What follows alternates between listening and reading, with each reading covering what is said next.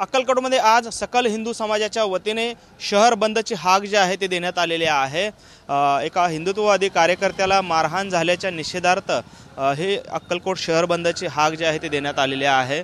खरं तर दोन गटामध्ये काही शाब्दिक चकमक झाली होती आणि त्यानंतर त्या शाब्दिक चकमकीचं रूपांतर जे आहे ते या ठिकाणी मारहाणीमध्ये झालं। बेदम मारहाण झाल्यानंतर या ठिकाणी सकल हिंदू समाजाच्या वतीने अक्कलकोटमध्ये हा बंद जो आहे तो पुकारण्यात आलेला आहे। आपण आता आहोत अक्कलकोटमधील या मुख्य रस्त्यावरती।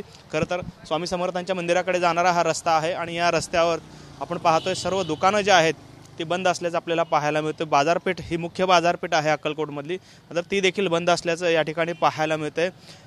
पोलीस प्रशासनाने संबंधित मारहाण करणाऱ्यांवरती तत्काळ जबरी गुन्हे जे आहेत ते दाखल करावे अशा प्रकारची मागणी घेऊन आज सकल हिंदू समाजाच्या वतीने हा बंद जो आहे तो पुकारण्यात आलेला आहे आणि या संदर्भातलं निवेदन देखील आता हे सर्व कार्यकर्ते पोलीस प्रशासनाला काही वेळामध्ये देणार असल्याचं देखील सांगण्यात आलेलं आहे।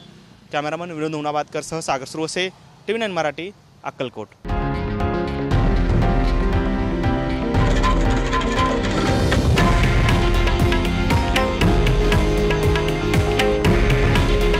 हे आहे देशातील नंबर 1 न्यूज नेटवर्क आणि आपण पाहत आहात TV9 मराठी। काळजी तुमची, हित महाराष्ट्राचं।